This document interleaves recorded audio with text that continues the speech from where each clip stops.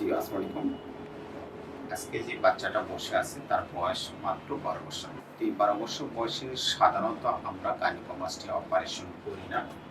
কিন্তু আ যদি আপনাদের প্রবলেমটা এরকম হয়ে থাকে যে এটা গত আ ২ থেকে ৩ বছর বয়স পর্যন্ত আছে এবং এরকম প্রবলেম করছে যে সে লেখাপড়া করতে পারছে না অথবা কোনো পোস্টারাল ডিফর্মিটি বা অন্য যে কোনো প্রবলেম হচ্ছে সেই ক্ষেত্রে কিন্তু অপারেশন করার নিয়ম মানে আমরা সেই ক্ষেত্রে আমরা অপারেশন করে দিয়েছি।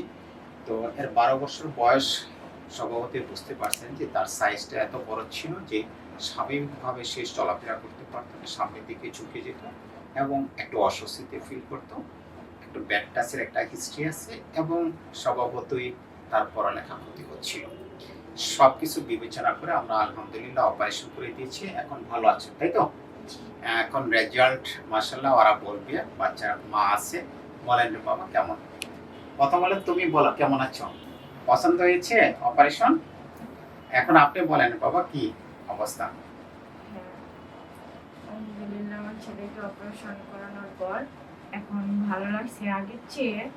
আগে যেমন লাগতো আমাদের কাছেও খারাপ লাগতো বা ও বাহিরে যে চলাফেরা করতো সেখান থেকে দেখা যাচ্ছে যে আমরা এখন স্যারের কাছে অপারেশন করেছি, সে এখন ভালো ফিল করতেছে, সব দিক থেকে আমাদের ভালো লাগছে।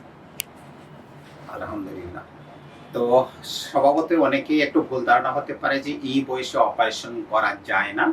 এই বয়সে আপনার অপারেশন বইপত্রে লেখা আছে যদি গাইনোকোমাস্টিয়া ১ বছর বা ১ বছরের বেশি থাকে পারসিস্ট করে এবং যদি প্রবলেমটা সেরকম সিভিয়ার হয় সেই ক্ষেত্রে কিন্তু আপনারা অপারেশন করে নেবেন। কারণ আমি যদি এই বাচ্চার জন্য আরো কয়েক বছর অপেক্ষা করি সেই ক্ষেত্রে কিন্তু তার পড়াশোনায় একদমই হবে না। মানে দ্যাট ইজ সেই ক্ষেত্রে ছিটকে পড়বে।